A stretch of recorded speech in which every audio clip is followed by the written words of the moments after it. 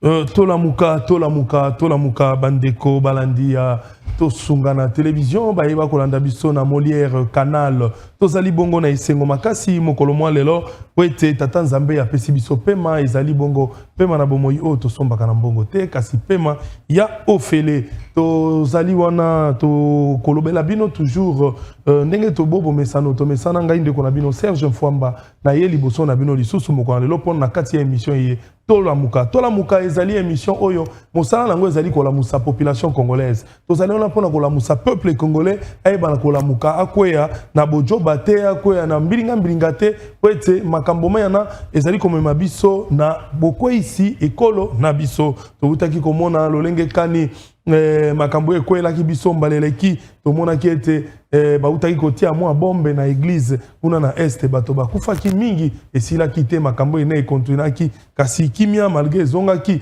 to omona lisusu awa lolenge kani bayi Rwanda bauti kopupula Sukhoi 25 na biso baniki yango mwa eloko donc epesaki mwa mulinga lelaki mokolo malobi ngai esaki ngai pasi pona ngai na moni eza lokola matanga ndi mwe na ti noir boy pona kolela penza pasi oyo Kongo azali komona kasi bakonzi ba otika biso kabwe ondire bana bazangi baboti ezali pasi onga na yoki ndo moni na ti mwindo lelo pona kotalisa na ekolo mobimba ete nazali kolela makasi ete bako sakana na biso eza lokola baye na libota ba tato fandi na bana na yo ba beti bana basisi ko beta bana ba beti na mwasi na yo yo bakomozwa musapi ba otia balobi etikali yo donc bako luka biso etumbana ko kasi tata ekolo na biso motema monene leki mingi tata ekolo na biso motema mawele ki mingi vraiment tata ekolo ndeko Félix Antoine Tshisekedi Tshilombo na lingete peuple azali ko senga olongola mwa motema mawana à l'égard ya Rwanda olongola mwa motema mawana à l'égard ya bandeko bako nyokolo biso wete toeba na ko bunda etumba peuple congolais lo yango azali vraiment nazali na plus de 1500 messages oyo bato batiki na boîte nanga message bakoloba ete ils sont prêts pona kubunda pona ekolo ba jeune ba mama ba tata bato bazali prêt pona kubunda pona ekolo balobi ete bakoki kondima te koma Rwanda bete masasi na ya bete missile na ye na eloko mirage na biso mibale beka katozi nango wana Sukhoi 25 edika mibale soko bapanji wana obimaki mulinga ebimi tokozwa mususu wapi vraiment tata mokonzi ekolo bameka kotala pe mo eloko wana wete eloko ya modele wana ndenge bani ataki ndenge wana molimo ya Musée Kabila epema na kimia osoka zalaki na bomoi na esprit na yebaki Musée Kabila ndenge ka bati yango ndenge wana mbela matisi yango nyonso mibale pe ya sukumi bango ba missile penza na kanisa Rwanda wana esengelaki kolala vraiment motema même oyo papa Etienne Tshisekedi wa Mulumba azalaki nango o papa Etienne pas azalaki ma sécurité soko papa Etienne ya azalaki papa mais na ibiete mokonzi mboka na biso nzambe boy ezali nzambe nda sala ka bato apesi ndeko Etienne Félix Antoine Tshisekedi motema monene po ete ayebana kodoze na vie tozaka omona mosusu pona ete ngai so ezaki ngai mbele ndenge basukumi bongo bayoki pe na répliquer pe na panji Rwanda wana esili bon bandeko mosusu tata mokonzi ekolo na biso nzamba apesa ye motema monene yango bakongole balobi na ye ono aza moto na diplomatie kaka niko vraiment maweza na motema na ye mingi tata mokonzi peuple asengi ozwa pe mwa kanda osengeli ozwa pe mwa kanda moke po ete Rwanda atika kosakana na biso bongo mokolo mwa lelo tokosolola bongo mwa masolo mibale ya liboso tokosala passage mpona kosilisa dossier tosolaki lobi po ete ndeko Félix Antoine Tshisekedi Tshilombo azali président de la République ya Congo akokisaki 4 ans mokolo ya le 24 janvier eye akokisaki 4 ans avant-hier lobi tolobela kiango dans le baquet lelo tokosilisa sur dossier wana yango na bengisaki binomi bilombe mibale baza na plateau awa lokola leza bayokanaka te na plateau na bengisaki bango po ete bameka tolobetaki lisolo bilan nini tokopesa na ndeko Félix Tshisekedi Tshilombo bilan na ye ezi nini na 4 ans oyo déjà asali parce que année moko atken nango eza année moko ya koshele muka année moko ya complication année moko ya na yebite koma koloba peut-être ezali année ya maponano donc totala un peu na 4 wana asali nini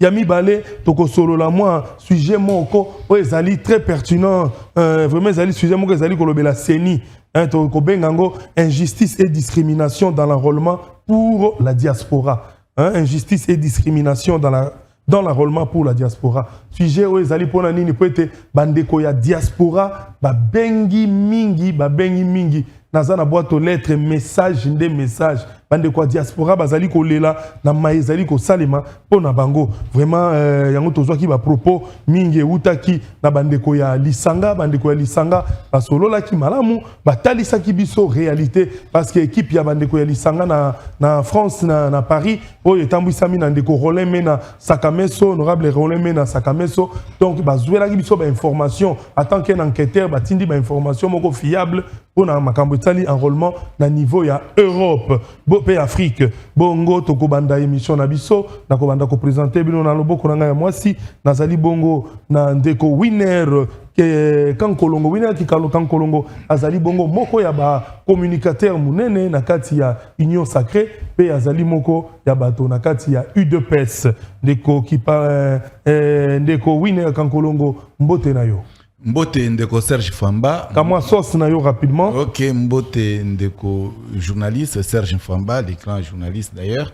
Mbote na population congolaise oyo bazalaka toujours branché pour na kolanda biso. Mbote na ko débatteur na ngai ya journée ya lelo. Mbote na ba autorité nyonso ya République démocratique du Congo. En tout cas, ba mbote eza ebele. Mais tikana soukata na repesa mbote na mwana mboka Augustin Kabuya AK47 le secrétaire général de mon parti ndeko lokolo lobi na ngai to banana sauce na ngai eza un peu dirigé pour na minute muke 30 secondes ya pamba sauce eza dirigé na programme moko oyo ba jeune moko bazo salarage mikolo babenga bango ba jeune fasciste donc eza regroupement des jeunes fascistes où eza kokamba mana mwana mboka Faustin Ika alors Faustin Ika aza jeune ou a conscience et à soutenir le chef de l'État et à organiser moi manifestation je crois le 18 février à Bengis d'ailleurs Batunyonso je crois que par la moto Batunyonso va se reconnaître comme jeune la République il faut baya pour na teya ou yokozala donc c'est-à-dire ce sont des prédications politiques donc prédications politiques et on de le 18 février certes je pense que là où ils sont quand ça s'est préparé les invitations sont disponibles ba Bengis ba autorité nyonso na yope je crois okozala invité mais bangonde il faut baya kotikelo invitation officielle parce que chaîne na bino eza chaîne ya munene et il y a une invitation à malobate. Ndeko na koleka na linga kaka na loba que République démocratique du Congo ils ont une responsabilité tellement ébélée à quoi assumer parce que mboka na biso petit à petit ozo comprendre que mboka ils ont na kati ya kozwa élan normal ou ba mboka normal ba ko mibeta tolo ke to komi pays effectivement républicaine. Alors à ce stade na moni likambo ezala nga pasi ezali likambo ya bombe oyo ba kwesela ki na église na niveau ya est du pays, biso tolobi boye. Ba terroriste, il faut pas comprendre que dans le monde actuel, les comportements là ne donnent accès à personne. Et puis ça honneur na mboka morote. Donc actuellement, ce sont des actes qui font avancer des pays pour que liboso ou tout opposé entre les pays voisins. Alors, en tout cas, nous sommes vraiment désolés, mais à ce stade, nous sommes obligés de continuer à la souder, de continuer à la bomoko, pour dire que tout bundi ça effectivement, tout basé dans le peuple congolais, parce que le peuple congolais, en dehors de tout ça, le peuple congolais en soi est dans la couleur politique. C'est nous les politiciens, autres dans la couleur politique. Mais ce peuple n'a pas de na union sacrée conseil nini beaucoup pesa na mokonzi mboka na makambo ba obeta missile na mirage na biso Sukhoi 25 metilelo kimi a message auto sali oyo ndeko Patrick Mouya ya komaki wana message wana ezalo kwa toko bondela Rwanda ezali message moko ya mawa ezali message au peuple asepeli nango te message au toko etalisa na Rwanda ete tozana mbula ya mapona mitolingi mambulu te non motabeti mwasi abeti bana akote omo sa finaliste lisusu ndeko Serge eloko eleki maîtrise na vie pe boanya na sagesse bakobotela omo asi mokolo mususu na maîtrise wana ndeko okokanisa ke Rwanda basali buzo bwana pona nini ndeko il faut tous être réaliste toute la réalité en face RDC a vitesse de croisière sur Rwanda. Faut comprendre que problème majeur au Rwanda a siliki ya la kisi kanda na ye au biso to noter to bien savoir réponse ezo ya kalamingité. Il y a une réponse qui sont réservées pour un comportement au Rwanda, mais seulement le fait que toboto la Rwanda biftek abachela ke na munoko pa bandeko oyo ba utaka koleka na ba pouvoir passer bazwaka ba pesa Rwanda ba avantage kirikiri na mboka na biso. Alors Rwanda zo constater que ba avantage wana ezali souste lelo na mito tozoloba Rwanda azana ba nyongo ya ba Émirats arabes ya ebele azoko kofuta ngote. Donc il s'est présenté comme si Rwanda aza producteur, soit Rwanda aza na ba minéraux to bengi ya olo na mabele na ye or ezaka lukuta ezaki ba minéraux na biso nde Rwanda a s'est tapé poitrine ou a tongi nango Rwanda parce que le Rwanda est construit na ba minéraux na biso précisément na or. Maintenant era monique barrage wana bakati yango pas Félix Tshisekedi. Merci beaucoup. Merci beaucoup, Maître Winner Kankolongo, pour la sauce nayo, na kanisa population ici Kolanda yo. Na zongi bongo et pas pour nous présenter bino invité à Mibale, oh babengi qui parle moto, mon pelisi moto azali bongo moko ya ba cadre pe communicateur na kati ya PPRD. Ndeko qui parle moto mbote na yo. Mbote ndeko Serge Famba, je pense na année où bandi première émission. Bonne année ndeko qui parle moto. Merci na pesi mbote na ko débatteur lelo. Winner Kakolongo na maramunyo sto lokuta za ekoloba to ko dévoiler ngora. Bon retour à Kinshasa na président national ya parti nanga PPRD. Moi na mboka Joseph Kabila Kabange. La passion du Congo azana mabele na Kinshasa. Muto abotama na carnet d'adresse Joseph Kabila Kabange azana Kinshasa. Muto bakose la kaye makambu me vérité nde ya raconte. Nani bazobenga yesoki professeur ya université Kara. Secrétaire général académique. Donc c'est-à-dire omoni soko mesani na lokuta na vie ba que non vérité ko ya cause la rétablir.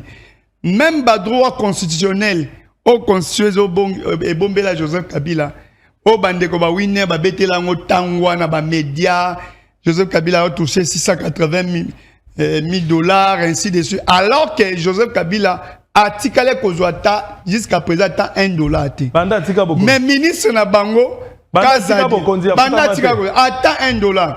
Mais ministre na bango Kazadi, je ne sais pas par quelle magie, aleki même na ba média kolakisa na ba Congolais que non ba réduit salaire ya président honoré, sénateur à vie. Par quelle magie? Après ça, il n'a pas calculé, il y a le coup de même, il s'est rendu compte qu'il y a un côté qui n'a pas zamba. Mais pendant que mon amboka Joseph Kabila Kabang a tikali kozwata $1, heureusement que maman Olivier Lembe Kabila a éclairé la lanterne parce que au moni kotika mabe vanda ezara malamuté. Merci maman. Kabila longa na pouvoir, atikala kozwa salaire te attaque président honoraire. Montant ba soki 600 combien de millions. Depuis kaka na ba état major na bango nde bayebi. Merci maman. Mais va réduire nde ba lobby. Non, mais na lobby na réduction ngo. Moni tozana na gestion moko Oyo, IDPS Azola Xabiso, pour lui, les tests n'existent pas. IDPS, même test Oyemo Asali, Azo respecte à ngote. Comment yo ministre, lo kozaki ko zala voter na parlement, Moube ko zala voter na parlement, yo ministre o le capé na ba etando lo bake non, na réduire salaire wana. Et puis il dit 75%. Pire encore, il donne à un député un salaire ko le Mokonzamboka. Ah, Mokonzamboka Azo renverser la majorité na misolo amboka. Na bikanyaka mais boni député comme les cahiers na salaire. La vérité reste la vérité. Merci pas Congolais parce que Congolais les lois comme comprendre nani ayaki koko sabato lelo to komi wapi lelo sokotali arrivé à pape tala ndenge régime s'impliquer bazo bosana ki même bandeko bazo kufa matin midi soir tala sécurité ngana esandeko Félix Tshisekedi na régime non soki sécurité oyo ozo réservé pour na pape soki yango memaki yango na est mais mbunaga na tombate soki yo memaki yango na est mais lelo ba tanta wana ezo sala maté mais pour na arriver à pape le régime mobimba s'investit et ils ont bêta cara en réalité.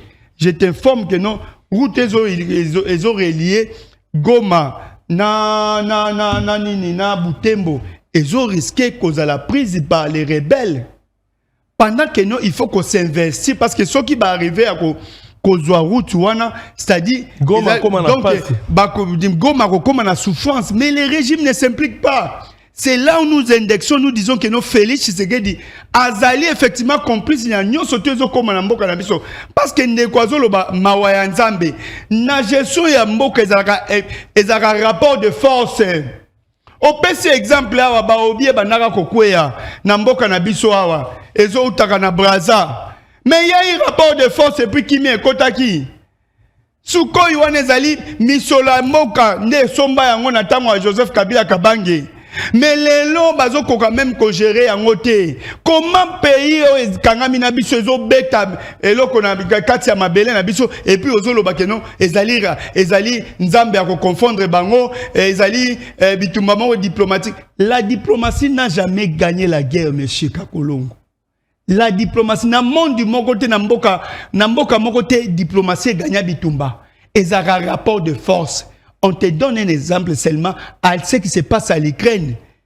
Et ça a un rapport de force. Et puis si nous sommes là, c'est à cause de votre frère Kagame. C'est votre frère. Moi, je confirme les propos des Biselele.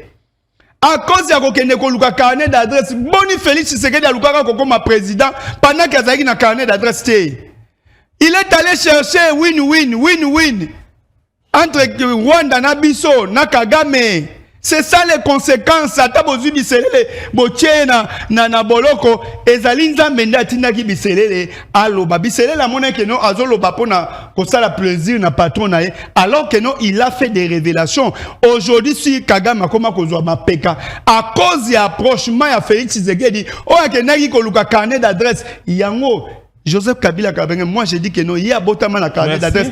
Kabila a du pouvoir na Veneva, akuti mboka déchiré, akuti Bemba na bitumba, Goubert na bitumba, akuti Congo presque déchiré, mais il a mis tout le monde, mais à Veneva, t'as la grandeur d'esprit, mais Félix qui prend le pouvoir à 57 ans, mais il va aller chercher les carnets d'adresse. N'a pays agresseur. N'a pays aux autres Congolais matin midi soir. Merci. Il faut que vos nations deux fois devenir défendre Félix beaucoup. Ou bien Congo. Pas la moto. Bandeko balandi émission Tolamuka nakanisi bouti ko ka sauce ezalaka bongo rubrique moko nazaka nango wa sauce ngana yako bena mosuni moto soka wuti na ndako moto na moto ayaka na moi ingrédient na atia donc sauce pour na ezalaka bongo rubrique mokanisa te mosuni na nga kpanga wa olia moi sauce na ngai olia tolambi ezaka rubrique moko ezaka émission to benga ngo sauce pour que moto na moto aloba oya yaki nango kati na motema na ye ya mbote tokota na mama na likambo ya sujet bongo tokobanda bongo moi moke en quelque tokopesa bino mibale au moins 5 minutes on a kolobela un peu tokobeta lisolo sur 4 ans il y a ndeko Félix Antoine Tshisekedi Chilombo et utayi kokoka bongo moko moi le 24 janvier akokisa ki 4 ans na ye donc tobeta moi lisolo moke toyeba nini oyo et si salami bilan ezali ndenge nini nakobanda bongo na ndeko winner Kankolongo ayebisa biso bango bazi na union sacrée soko bilan ezalaki poza positif jusque là na 4 ans ena to ezali négatif ndeko na ngai na sepeli mingi na maloba uti opesa ngai mais tikete na répondre ata na moi 50 minutes na ndeko Kipalamoto ndeko Kipalamoto je l'aime beaucoup, c'est un assistant de son état à l'université de la place, une grande université d'ailleurs. Mais nazo comprendre comment zo ça là-bas raccordement frauduleux. Et la sauce. La technicien. Mais la sauce dans Haïti. Donc na kati ya sauce na ye. Yo pesa ki ba fasciste. A confirmer la sauce na lobby. Oh non, nyonso to za kati ya mwana pasi parce que Félix Tshisekedi aza complice na Rwanda. Effectivement. Ah non, ndeko Kipalamoto to za la sincère. Omoni donc par la moto, le problème de la République démocratique du Congo, ils ont par rapport à manque de reconnaissance, mais na manque, il y a vérité dans Minokabatu.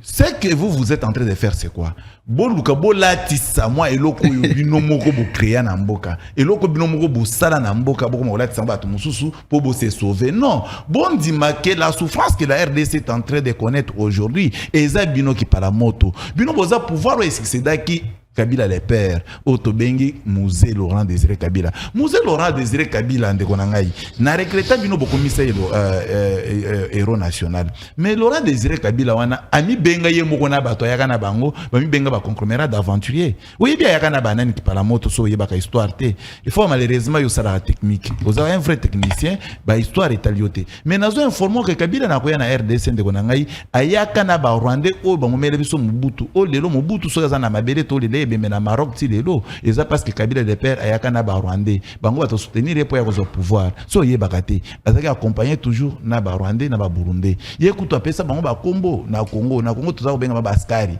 na bazaki banani nde okipala moto faut yebisa bana mboka vérité et na époque wana Félix Tshisekedi azaki wapi azaki na pouvoir.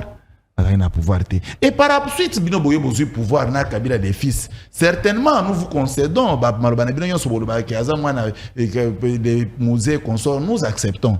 Ce n'est pas notre problème parce que Italie bino monde la vérité. Mais seulement nous vous disons, avec les Kabila que vous voyez, n'est-ce pas que Kabila a signé plusieurs accords avec Rwanda? N'est-ce pas que le problème où tous les Rwanda ils ont construit et ça parce que Kabila a dit effectivement qu'on a miné na biso nyonso côté la Rwanda. Parce que c'est ce qu'il avait fait. Parce que Rwanda a tonga mboka wana te. Mais Félix Tshisekedi a continué à pouvoir à coup Rwanda c'est tongami. Parce que depuis Félix Tshisekedi a pouvoir, au Rwanda zo ko tonga même pas ta brique mogoté ya maison préfabriquée. Oui, encore 3 minutes. Ouais. OK, donc on a déjà comme 3 minutes on a zonga parce que c'est très nécessaire. Yo na zonga là na zo suma do. Donc on a ngai Félix Tshisekedi a 4 ans à pouvoir. À côté ces 4 ans c'était le 24 janvier 2023. C'est-à-dire que c'est 4 ans, juste. Mais dans 4 ans, Tshisekedi a salini de Bonangaï. C'est-à-dire dans 4 ans, il a réalisé des histoires au Batmoussou, il va réaliser pendant 18 ans. Ok. Voilà ce que Tshisekedi fait. Tshisekedi a à comprendre que l'homme congolais doit être d'abord respecté. Tshisekedi a recourir à la Constitution. Je crois bien, si je ne m'abuse pas, les articles 19 ou 17, des choses comme ça, où ils opèrent vraiment la personnalité à un citoyen congolais. Mais ils ont automona à Wanamboka Nabisote. À Wanamboka Nabisote, tout le monde Namboka Nabisote n'a régime à 18 ans. Tout le monde est jeune garçon. Par le fait tout simplement, il y a Kolobana Kabila. Tout le monde a conséquence. Il y a des lois qui sont nakate. Bato bazana ndak bazola ndabiso ba comprendre que na olo bela pona ndeko Arma Tungulu. Ti lelo.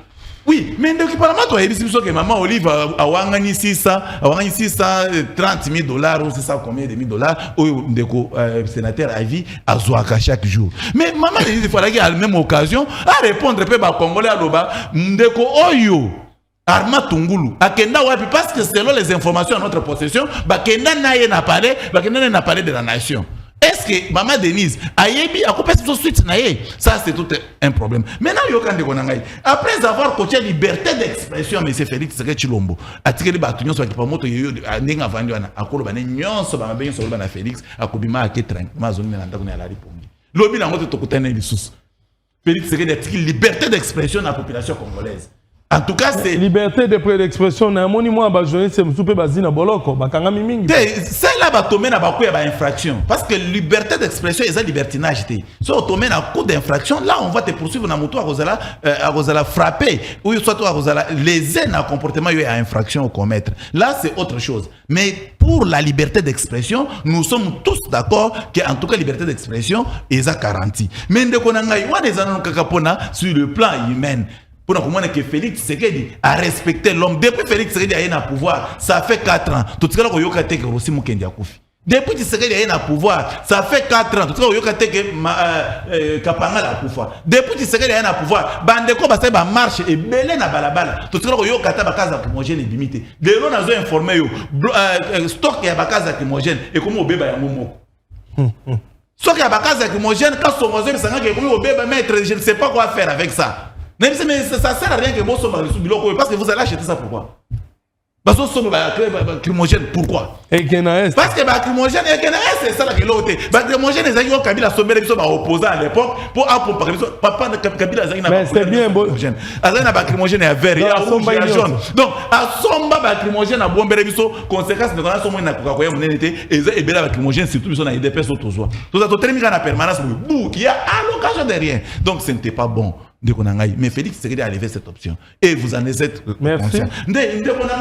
Yoka Félix Tshisekedi a un pouvoir. Dans la soutenir la constitution, n'a pas ce bilan. L'exécution à Félix Tshisekedi n'a qu'à la constitution. N'a qu'à la constitution. Encore une minute. C'est Félix Tshisekedi, merci beaucoup. Félix Tshisekedi a fait exécuter article 43 de la constitution. Oui, et si ça n'a pas l'Union sur la République démocratique du Congo, batanga kela si a offélé. Près de 5000 enfants. Au bazo tanga offélé, au pouvoir à 18 ans. 5 millions ou 5 000?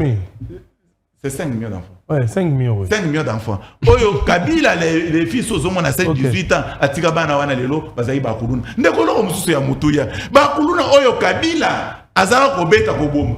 Na opération de Kofi. Bazo boma ndeko na ngai bazo bana ba tout prévaner ba charnier ya maluko epai et conséquences mambebele. Mais bana wana lelo ya monde ke na fonction publique au somba fufu masangu o bana ba produit ba fonctionnaire bazo somba saka masangu na 18 000 francs. Qui par la moto là aux paroles oui ça quand saka masangu les autres na combien? Parce que ba ya na ba chiffre de kuta ko ça peuple congolais.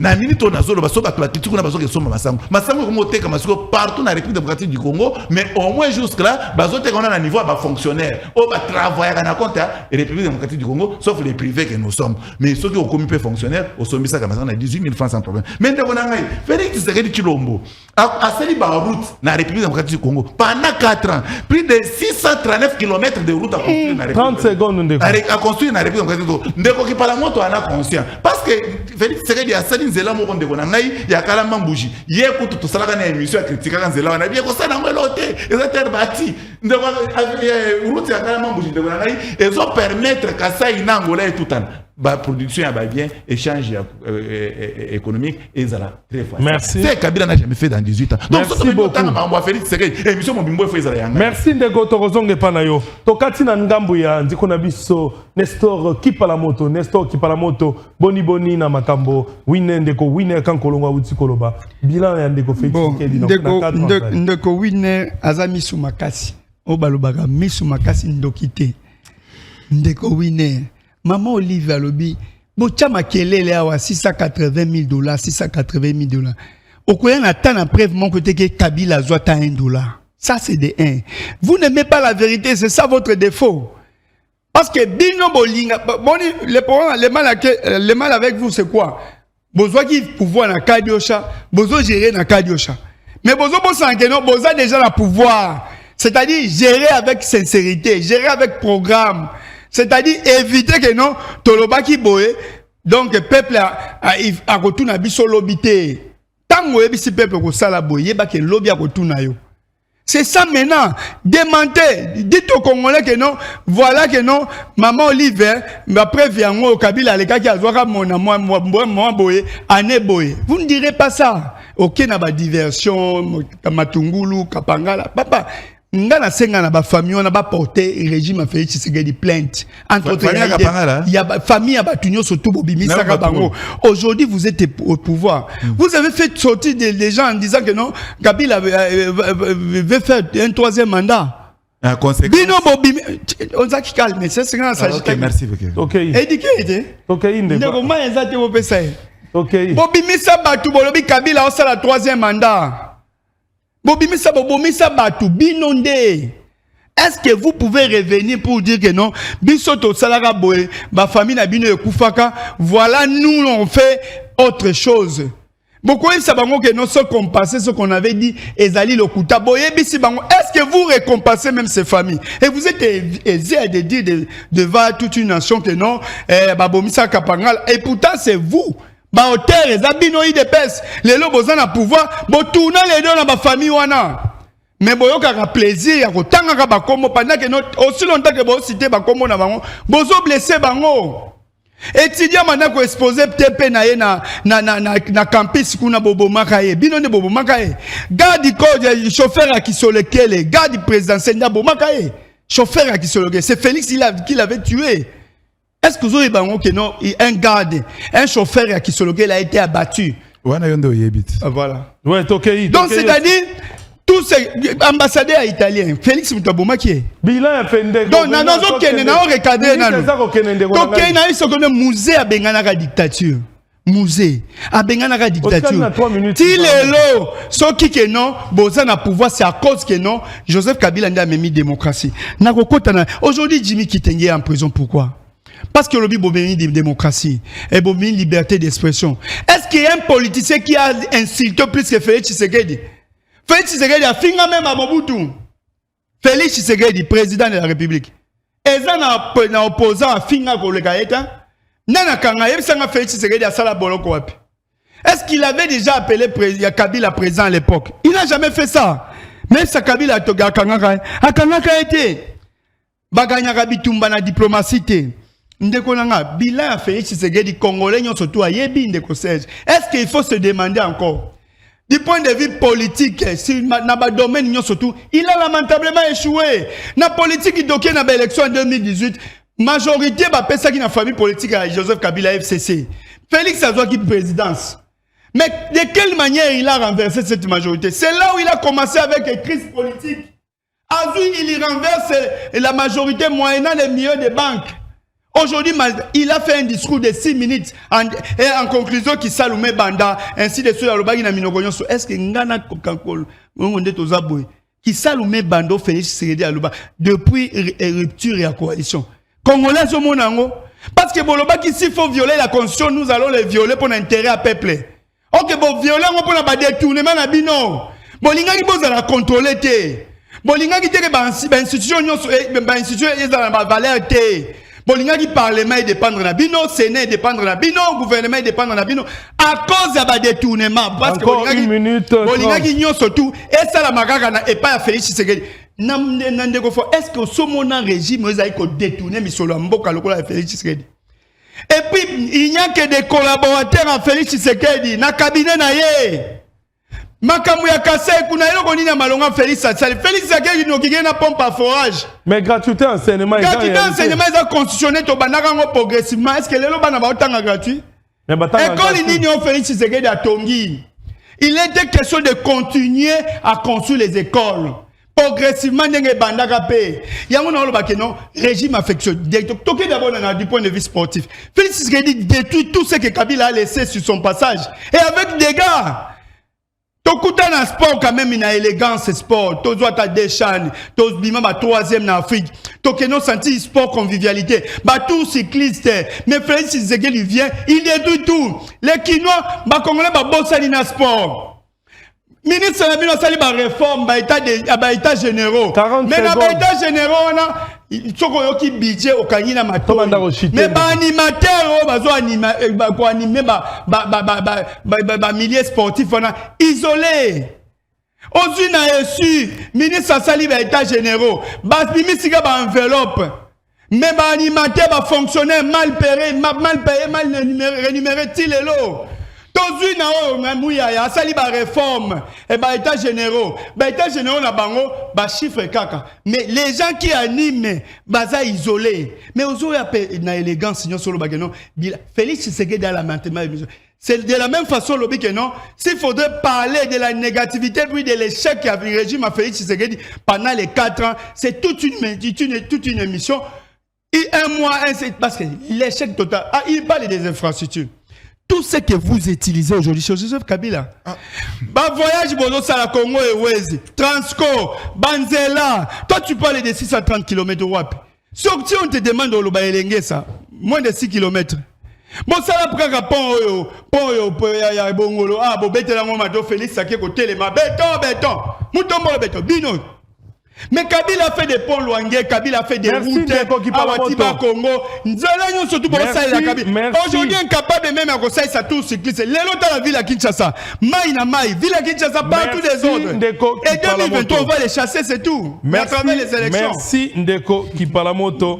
Vraiment, na Kanisa, peuple congolais. Asiri Kolanda, Yemoko, Ndenge, Ndeko, winner, Kankolongo, Aoutaki Koloba sur bilan chef de l'État, Félix Antoine Tshisekedi. Ndeko Kipalamoto pe adongisi monoko po ete adi mobali bangutono motazi ko défendre esika oyoye adjelaka panga yango wana mwana mobali asengeli ko fana miso ga ndenge tata Mobutu azaka koloba mwana momoto sengo za na miso ga natiaka confiance na ngana ba beret rouge Oh, tu habites senga pe na papa Chilombo, atia confiance na malamo na armée na congolaise pour que to bandenga ko bute banguna libanda bongo to kotisika na sujet na biso ya mibale o ezali kolobela bongo mambi mazali ko salema okati ya seni na kati ya mboka na biso Kinshasa ezali pe na mwa makambo mwa bankokoso ezali konyoko la population peuple azali ko yeba lolenga ko s'enrôler malgré ba baxi 25 jours na kanisa kiso ba baxi 25 jours ba ko baxi pe matériel kasi matériel e bakisa mite peuple azali ko lela azali ko s'enrôler te kasi na kati ya sujet azali ko loba injustice et discrimination dans l'enrôlement pour la diaspora yambote to ke non na niveau ya diaspora na ko expliquer te makambo ezali ko salema ezali banquêteur o naza na bango na niveau ya diaspora nde basala inga banquête na mo ba pays kilikili on a ko po ba yeba un peu qu'est-ce qui se passe ezali bongo la bandeko ya Lisanga kuna na France na Paris ba to ndero so Lisanga o ba balanda ka émission et bozali belé kuna na France na Paris pe na Belgique na biete bozali merci beaucoup na banquête bozali particulièrement au senga merci na ndeko honorable Roland Mena Sakameso papa Lisanga o ba zolingai après les enquêtes batali singai qu'est-ce qui se passe en Europe. Seni ache ba bureau de vote kaka na France na Belgique. Europe Mobimba ache kaka na France na Belgique. Et puis qu'est-ce qui se passe? Pour na okende ko s'enrôler, il faut même passeport na yo congolais. Ça c'est vrai. À part ça, il faut même mukanda na yo oyo okei nango o ya résidence siko zalaka. Eza mabete. Parce que bazana pour ça ba soko zali congolais kasi likambo bazali kolela mingi autre kosola lelo ezali likambo o etali discrimination ba benyo discrimination ba sepelité pona nini Europe ezali munene tellement Europe ezali munene pona nini bazali ko mituna pona nini bache enrôlement kaka na France na Belgique bandeko ya Suisse bazako benga bazako lela bandeko ya Londres, bandeko ya Italie, bandeko ya bisika nyonso bazako mituna. Balobi ete pona nini soki muta Suisse, aye na Suisse, aye na France à s'enrôler, ba kosenga ye apesa passeport congolais. Soka la ba kosenga ye document to benga doc.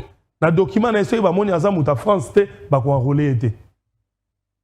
Donc il faut mutu soka za na Suisse, pona s'enrôler, il faut longwa Suisse, ayati na Congo à s'enrôler puis à zongi. Bazali komituna boboyi bango bazala ba congolais to eloko nini mutu soka za ba osala enrôlement kaka na France na Belgique mutu a Belgique pe soka za na France aye na France soka memi doki na yeba tali aza résident na Belgique ba ko enrôler ete lolenge moko na mutu a France soka ke ikuna yango tozali komituna un peu bon na même ka wana ya Europe soki to esko na niveau ya Afrique mobimba bato bazo benga Cameroun, Côte d'Ivoire, ba pays Bénin, ba Congolais, même Angola. Angola où azali ko héberger plus de na habité combien de millions de Congolais ba tonni na kati Angola.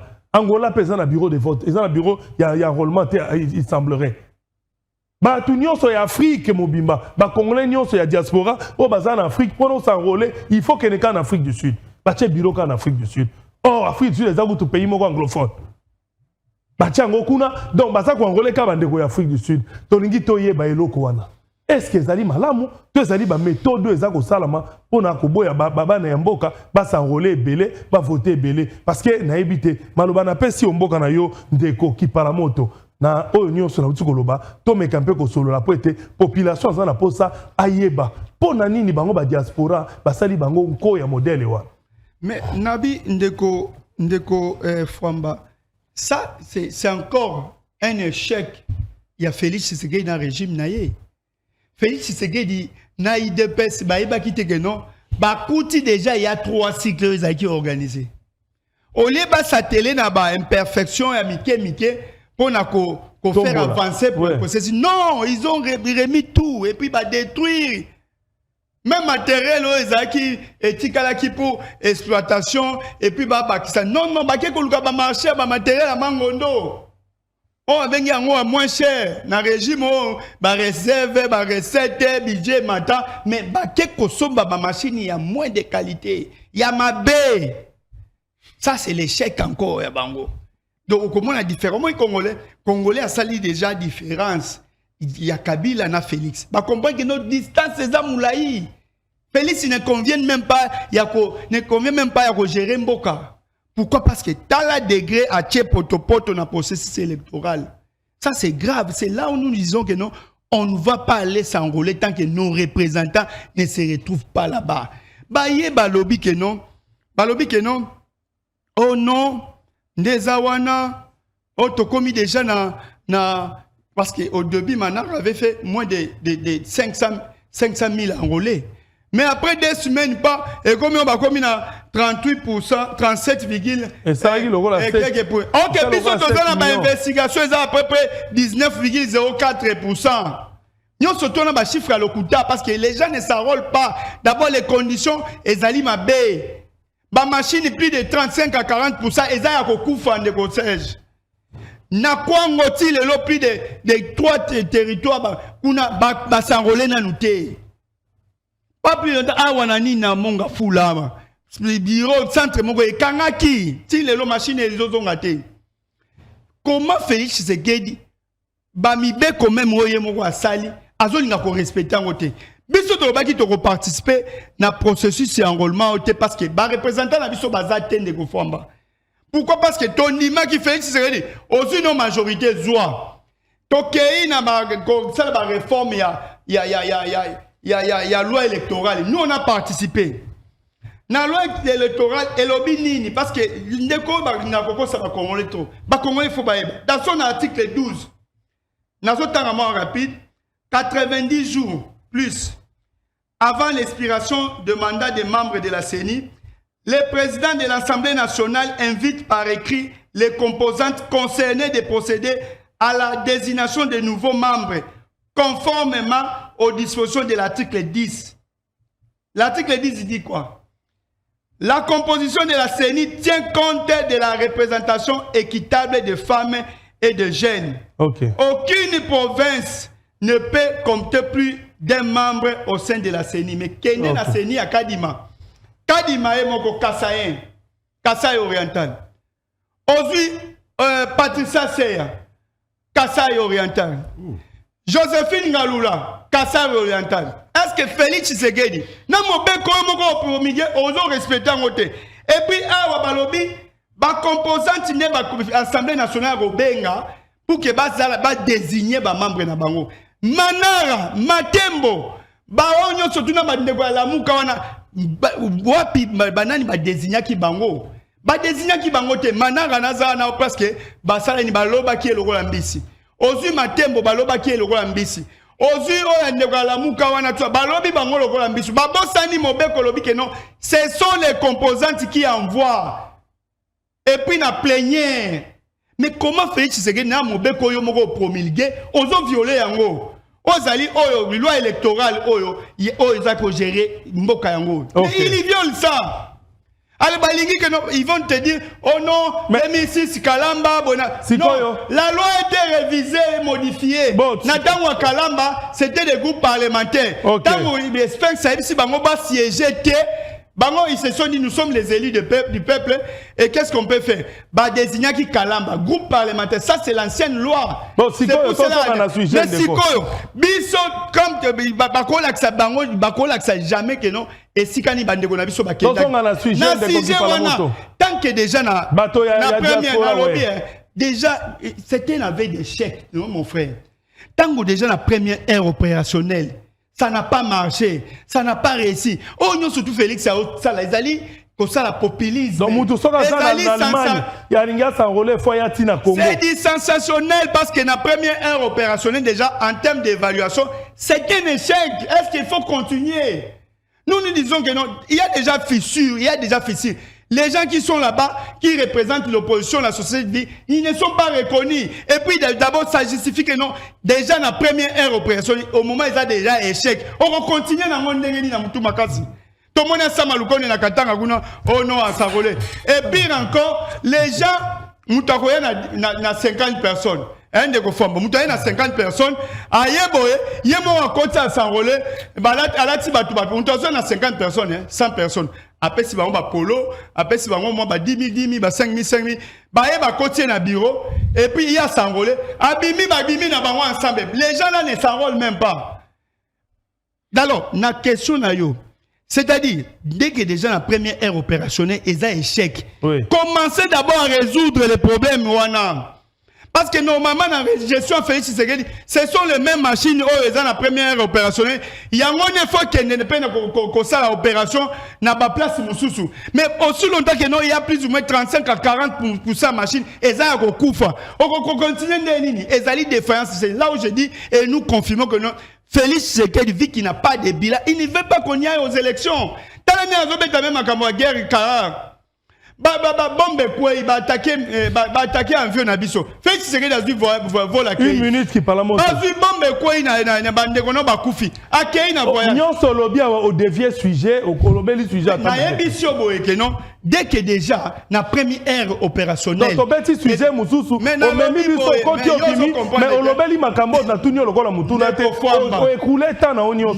Système nini oya au sein de l'émission de déjà. On dit boye qui na ba souci na déjà depuis quand. Dans la tunyo likambo ya sujet. Tu n'as même pas parlé. Les aliments professionnalisme toni. Nalobi déjà na première ère opérationnelle. Il y a un échec. Parce que même si on en termes de pourcentage dans Bango, échec est-ce qu'il a fallu continuer à prendre encore les risques? Il y a encore qu'on frisse dans diaspora. Ça, c'est une réflexion, c'est juste un résumé. Parce que déjà, la première opérationnelle, c'est un échec. Il y a qu'on continue à échouer. C'est ça la réponse. Yo, okay. Journaliste, je t'ai seulement répondu en un mot. La première opérationnelle, Félix Tshisekedi a échoué. Si les gens ont quoi, tu vas s'enrôler. Tellement Makambo est tonda Guillaume. Merci. On parle de l'Europe d'abord. Non, est-ce que vous comprenez? Il y a échec déjà dès le départ. Mais on continue pour l'année. Il faut qu'on ait un état-major, parce que c'est Félix qui nous a vanté Kadima, non? Espère. Ok, Kadima, c'est un fiasco. Non, mais est-ce qu'il faut continuer avec tous les risques comme ça? Il faut qu'on la ligne en marché, parce que déjà ici, ils sont incompétents, ils sont incapables d'enrôler des Congolais paisiblement. Et quand on c'est le pire. On est à Samboka Soni Kuna, Bazonga. Au moins, dans 2 jours, nous, les FCC, nous pouvons déléguer nos membres. Mais bonjour, ça roule, mais baninga bazo soit carte na CC. Non, carte. Donc yo kamati ya yote okoregrete. Voilà, ezana eloko moko te la tsakeza. Même si otaka OK na code qui est wana beti eloko mo ezata. Mangondo na mangondo. Félix a commis Félix a commis sur l'enrôlement il y a demi-Dakar. Il y a enrôlement à demi-Dakar. C'est-à-dire première opérationnelle, après deuxième opérationnelle. Donc demi-Dakar na demi-Dakar. C'est bon. Ndeko Wine Kankolongo zoma lobayo mboka yo. Merci beaucoup ndeko nangai nakanga ki pe matang mulai pona komona ke ndeko na biso ki pala moto azo sala effort pona kokosa ba congolais mais c'est donc eza droit na yo papa nangai. Olongwa ki nanda kuno poya peka kokosa. Yo kanengo zo sa peuple congolais. Ndeko ko excusez na yana c'est très capital. Mais na répondre na deux mots très rapidement. Ndeko ki pala moto na sepela na façon na osala la makambo parce qu'à un moment on dit ma vérité.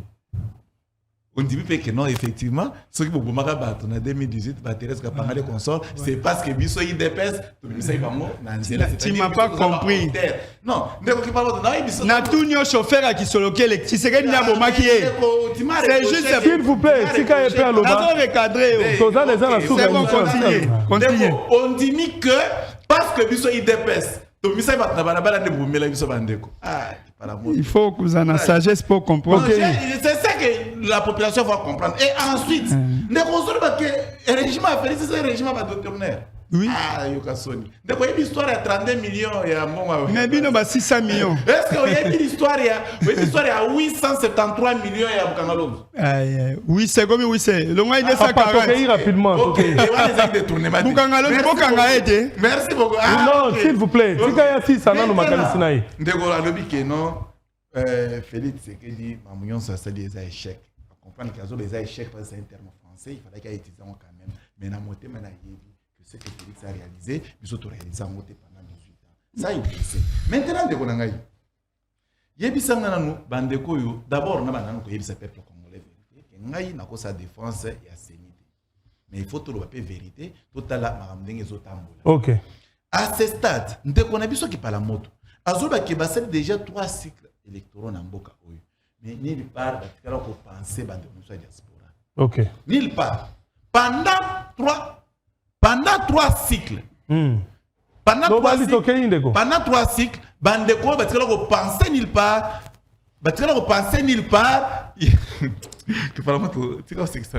Ok, Indeko, que Bandeko, oh, bazana poto, bazape ba Congolais ba ko s'enrôler. Basale yangote. C'est comme ça on retourner question. Après qu'on aborder yangote, il fallait qu'il na ba histoire mo boy qui serait a échoué. Non, après qu'on aborder parce qu'ils ont fait 3 cycles électoraux. Kabila na pouvoir. Batikalo ko enrôler muto ata moko tata ne peut même na biso na Braza awate. Mais quand même na régime et a fait Tshisekedi Tshilombo, après cette impulsion na CENI, a dit pas toi CENI non. Les Congolais qui se trouvent à l'étranger, il faut bazala enrôler. Mais quand il y a 2 pays, en Europe, bazooka en France, na Belgique. Batu en France, na batu en Belgique. Exactement. Des places de difficulté parce que les alliés. Difficulté les alliés. RDC azana makoki te ya ko faire enrôler peuple congolais partout dans le monde entier. Mais soit batu wana bazole la difficulté la bango ezali, soki net azana problème ou soit abungsi passeport na ye, anya sali sa mususu. Il faut ça la carte d'identité ou na carte lecteur wana pour servir biso comme d'identité. Balobi que soki carte ya enrôlement et ko permettre pour na ozwa identité. Yango bazo wela bazo yango. Bande wana poto bazala sincère. Ndeko na ngai photos à sincère. Comment expliquer pendant 3 cycles électoraux les Kinamboko bango ba s'enrôler en dehors à 5 pays. Il y a 5 pays, il y a les bandas où il va retenir pourquoi? Parce que tout ça na makoki a faire enrôler monde entier. Les Congolais se trouvent partout dans le monde entier. Dépense au bago sala pour na koyamba pape awa et bela ba milieu kobima pour na organisation. Soko ba toki miswana ba iba ba kisango ba machine ya enrôlement. Et ko koma ebele te ba enrôler même bandeko bazala poto. Parce que papa ko ya impact nango peuple aza ko mikam. Naza au courant que mosolata moko ebina kesa l'état pour arriver à pape. Mais c'est que moi je sais que l'église catholique je sais que l'église catholique. Congo les alliés gouvernement premièrement, il vient avec des casquettes. Pape vient comme un acteur politique et Pape vient comme un père spirituel. Et en premier lieu, comme père spirituel, c'est l'église catholique qui a mis les moyens. Non, c'est le gouvernement congolais de Yambi. Mais moi, j'ai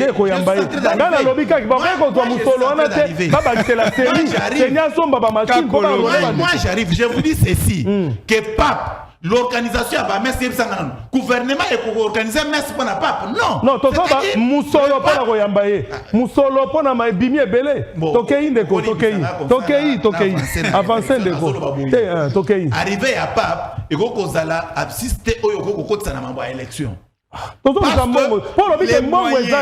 Non, qui parle moto, laisse-moi la parole. On dit qu'on a eu Kankolongo. On dit que mbongo ezalité pour na kosali sango partout, bande réunion sur ya poto, base dans la machine dans chaque pays. Mais mbongo ce que tu pour na au gouvernement a tié pour na kei ya pape. Na mikola kosala. On va répondre que ngai naza au courant que gouvernement na biso et bimisi mbongo pour arriver à pape. Yo soza au courant, c'est ça la politique, non? C'est ça la communication que tu donnes et que tu donnes à la population. Mais moi c'est que je sais que l'église catholique, d'ailleurs, panneau partout, c'est l'église catholique qui les fait. L'église catholique a mis les moyens, parce que l'église catholique. Mais la communication, c'est le gouvernement qui les fait. Non, mais je vous dis que Pape a la casquette comme homme politique. Ok. Bon, on continue notre émission. On continue rapidement. Ok, c'est ça que vous oubliez. Vous comprenez? Maintenant ici, il faut pas comprendre que c'est le début du commencement. Donc, c'est-à-dire, voir les âmes. Ce qui veut dire que dans l'élection prochaine, il faut faire enrôler les sous-tam-sous à 50 ou 100 pays qui doivent être associés. Et surtout que la République démocratique du Congo, ils ont mobiliser mbongo poto comme un point il y a pour répondre na ba déshydratation swana mais ndeko na ngai à ce stade autour sur la pénale pendant autant de années depuis RDC existé c'est pour la toute première fois Toyo qui ne fils qu'attend que France va participer à l'élection Afrique du Sud et puis les États-Unis apparemment États-Unis vont participer à l'élection Toyo qui Belgique vont participer à l'élection mais ndeko na ngai bandeko ba mikumisaka baloba ba bilana bango eza positif baloba ki Kabila sala nyonso ba pese ba komo nyonso ya Chine na rambo consort azoli kanisi ya ko faire enrôler les fils ata mutu mona Brazzaville ndeko na ngai C'est ce qui démontre qu'effectivement, le régime a fait que Chilombo, parce que ça la parce que la production en bongo, va affecter mon série a eu l'occasion de faire enrôler le pays au Tangi Combo par rapport à les moyens financiers au Bazanango. Ce qui veut dire que soit il y a des moyens financiers et à les capés mingi, va enrôler le monde entier, ça c'est notre souhait. Parce qu'il faut que la diaspora, Bazala peut considérer comme Congolais Bazana. Ok, merci beaucoup. On ne peut pas les oublier. Rapidement, de Koto, comme la Souka. Congolais, à cause de Congolais composition à Seni, biso toto débauché bat non, de retour à la sincère. Papa, je vous informe, il y a un certain monsieur Didi Manara. Didi Manara que vous voyez, as un membre à FCC. Je termine. La loi est là. Non, non, Totil, c'est la loi est là. S'il vous plaît, s'il vous plaît, s'il vous plaît. Rapidement, s'il vous plaît. Didi Manara, as un membre à FCC, précisément, il a perdu. Je vous informe. Article 12. Non, qui parle moto, s'il vous plaît. S'il vous plaît. S'il vous plaît. Mais bébé, mon bec au lobby. Qui parle moto, s'il vous plaît. Prévenez nous à co-désigner Didi Manara. Qui parle moto, comme il faut déranger mission, s'il vous plaît. Comme il faut déranger mission. 30 secondes. La population congolaise a voté pour voter. Carrière politique n'a pas moi. Carrière politique n'a pas moi. Qu'est-ce qu'ils font? Qu'est-ce qu'il faut pour une élection stratégiquement? Oui. Bazako s'enrôler dans ces 5 ans, dans la papier. Papa Tika ça la compte campagne. Non, journaliste. Non, non, pas ça. Après mission, on a continué de la on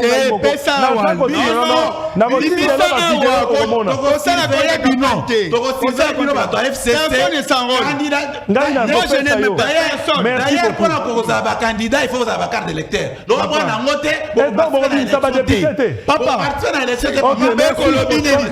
pas vous accompagner. S'il vous plaît. S'il vous plaît. Rapidement, rapidement, aussi ici. Ok. Bandeko Oyo, il faut baser sérieux. Oh, baser sérieux sur les.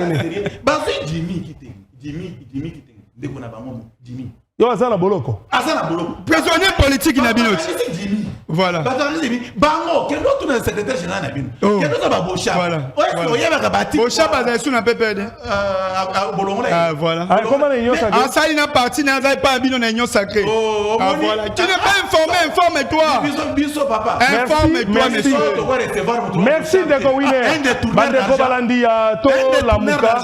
Merci beaucoup. On a fait Sabino 30 secondes. Conclure dans 30 secondes pour s'il vous plaît, s'il vous plaît. Qui parle moto 30 secondes. Ok, merci. 30 secondes, s'il vous plaît. Moka etambolaka na Mubeko. Mubeko ezaki publié dans journal officiel. Félix Tshisekedi. Dans article na mot 12 nego kakolongo za juriste. Balobi les membres de la CENI sont choisis parmi les personnalités.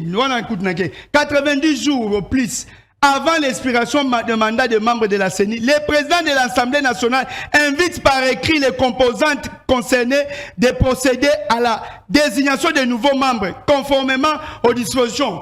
Moso komela ki Shadari, akomela ki Raymond Chibanda, 10 secondes. Est-ce que bazana le mukanda o etinda ki batwana? Ezate. Tokei. Nalobi boy. Pape d'abord, Pape a la dimension d'un président de la République. Tant que vous avez lié seulement l'église, c'est qu'il y a un fonctionnement. Non, il est politique. Pape a le statut d'un président de la République. Et le gouvernement a engagé des moyens. Biso na ista wana 3 secondes. Bakati même ba koti na université ba sali ba zo sala banzela. 3 secondes. On va appeler ça même plus de 4 jours ba étudiants ba autant até pour venir à Pape. Est-ce que vous trouvez ça normal? Il y a des écoles qui seront pénalisées. Na lobi ba effort wana Félix au sala pour venir à Pape. Akore ko ça on na aussi ça guerre na est. O yemo va créer même pour enrôlement aujourd'hui na négocier. Ce qui déjà la première ère opérationnelle, il a échoué. Boni ko kene ko ça mboka soliti na libanda mboka bongo. Et puis en fonction de quoi Félix Tshisekedi a fait le choix de ces pays? En fonction de quoi? Avant de enrôler en France, Afrique du Sud, sur base de quoi? Pourquoi discrimination? Banyoko bana Grèce, bana Ukraine, bazana ni bazaba congolais te. Côte d'Ivoire, Cameroun, Angola, Brazzaville, de gestion. Bozo tâtonner. Merci beaucoup. Les 3 cycles qui va meilleur. Merci beaucoup Ndeko Nestor qui parle la moto. Ndeko on conclut rapidement on conclut notre émission. La série. Surtout à la série na médias à série na plateau. Et qui parle la moto na autre koye biso ke bino organiser élection na mboko à plusieurs reprises. Mais botika la congolais ata congolais mon côté restant l'étranger ata mon côté. Mais faites ça dans le bien. Bon encourager régime et Félix Tshisekedi mais bon encourager beaucoup plus. C'est ni pas c'est Nabilo Mangondo. C'est ta politique. Na Mangondo. Vous avez politisé la CENI. S'il vous plaît, qui démontre que CENI oyo ya Kazadi. Exact, CENI Kadima. Et ya Kadima, ça CENI moko très sage, très compétent. Mais membre IDP Sosana. Membre IDP Sosana. Ndeko qui parle la moto, s'il vous plaît. Encore 10 secondes Ndeko. Voilà. Ndeko to za la série, to encourager ba acte de bonne foi. OK. Moussa les autres salés. Bakati ya molili. Moussa les autres salés na poto, c'est qui est vrai. 40% ba machine eza ya kokufa. 40% ba machine eza ya kokufa. Parle moto s'il vous plaît. Émission Sili. OK, merci.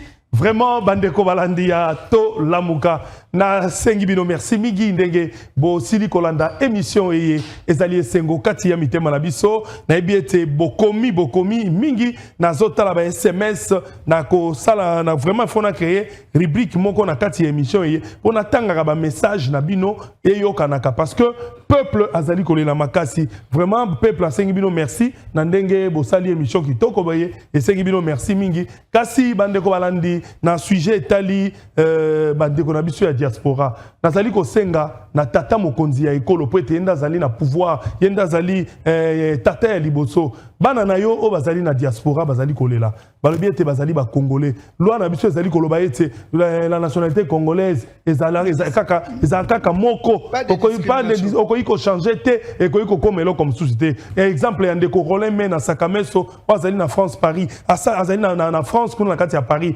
azali ndeko Roland Mena o Lisanga il a fait 50 ans plus de 50 ans na kati ya France et France na Belgique avant na poto plus de 50 ans m'a changé nationalité te ala kisingai Alexandra passeport à tout moment il a fait plus Roland Mena Sakameso azali plus de 50 ans en Europe un vrai patriote n'a pas un botte place ayeb sarangai ya ayeb saranga yebina mokolo na yeb maka monyoso mais azata na nationalité mon côté ayenda pesi biso ba info nyonso oyo yango nazako senga na bino s'il vous plaît je conclue mon émission nazako senga na bino bozala kimia ndeko Denis Kadima mais kak botala na nos situation oyo bandeko baza na Côte d'Ivoire bazokoma na Cameroun na Bénin na Angola na Brazzaville baza na ba pays belé les Congolais sont partout na Gabon baza ko komela ngai baza ko lela balobi ete baza na posa ya carte d'identité wana na carte d'électeur wana pour permettre bango pe ba remplir fiche ya ONIP pour que baye ba kozwa carte d'identité banda ba ebele ba botami batikala ko mona carte d'identité te bo trouver solution même soki boko sala yango après boye ba toujours ndenge ni ya kosala po ete bandeko wana baza muta koyiko uta Allemagne te afuta billet belé bongo aya ko sarole na kisasa et puis azonga muta koyiko uta Suisse te Italie te Irlande te Hollande te Turquie te aya ko sarole awe et puis azonga pona nini bo cheka na France na Belgique il fallait tant bo France na Belgique ata muta uti na Suisse soka na Belgique a s'enrôler ata muta uti na Allemagne soka na France a s'enrôler vraiment yango nde ko sala po ete makambu esalama malamu nde bongo tozali ko senga boye banako sunga bandeko na biso tobosani pete bandeko oyo bazali na kati ya Congo démocratique na sud ubangi na nord ubangi bakolela enrôlement et que ça va de la bateau Équateur bakolela enrôlement c'est na moi pasi bomeka ko bakisa moi ba machine ndeko Kadeni Kadima Seigneur zali indépendant c'est la Sénat est indépendante bomeka ko sunga bandeko wana soki o senga na lobby 25 jours oboti et ko kokaka te soko ki papa balobaka na Congo ku fasoni kumona mpasi si il faut ko bakisa ta 100 jours bo bakisa lisusu pour être peuple asengeli azwa carte pour être tozana posa ya ko sanctionner bato batamboli malamu te peuple azana posa pona bato ya malonga bongo na sengi merci mingi na onyoso na lobi na kanisa bosili kolanda ngai na limemia nyonso merci na bandeko nyonso oyo batali biso merci na Lutula Trading compagnie ndeko Jules Olango azalaki bongo na Kampala na ibeta sa zongi na Durban na Wacha ensemble na compagnie na société na ye ya construction na ibete ba forage bandeko ya Durban pe Wacha onyoso azana posa ya mai ya malonga mona Lutula Trading compagnie kozwa forage ya malamu Durban Wacha province orientale non partout bobengaye pe oninko tonga ba immeuble nzela bazali wana maître Fidèle Matondo merci beaucoup l'avocat le plus grand avocat africain na sengio merci beaucoup maître Fidèle Matondo Olivier Kapila balobi magistrat munene o alingaka émission tola mukala katia katanga na Lubumbashi merci tika nzambe abate la bino nyonso merci na bandeko tozaki na bango na plateau merci na yo maître Winner Kankolongo dengo siliko ndima invitation na biso merci na deko Nestor Kipa la moto l'assistant le plus célèbre na katia Ista merci beaucoup na boya sarki ya image awa ndeko Lokondo merci na auto benga DT Wilson kuna na kati ya régie na ndenge ozali ko sala machine pe ko simba kitoko kuna poete bandeko batala ba image kitoko merci ndeko Wilson merci na Pams Biega esika zali tika ete nzambe abatela ba kongomani nyonso merci na komanda wazali ko sala sécurité ndeko Mbo awa na kati ya chaîne tola muka komanda Mbo na ebiete kimia ezali ozako sala sécurité kitoko na chaîne eye merci na ba kongomani nyonso merci na bandeko nyonso Grand Équateur Grand Katanga Grand Bandundu Grand Kasai province orientale partout tika ete tokutani na bino na émission oye 22h40 na lobi moki moto bujakate bolandaka émission au mikolo nyonso na euro ezali koleka skaska wa na Molière Canal bolanda émission oyo et mikolo nyonso botala biso na Molière Canal na 22h40 ba batala biso na TNT ezalaka na 23h30 bokozwango na TNT botala na tosungana na TNT ezali bongo na YouTube okeyo komi tosungana TV kende o s'abonner na chaîne YouTube ya tosungana télévision okotala émission o na limemia nyonso tika ete tata Nzambe ay bala ko batela bino kimia o mabota na bino.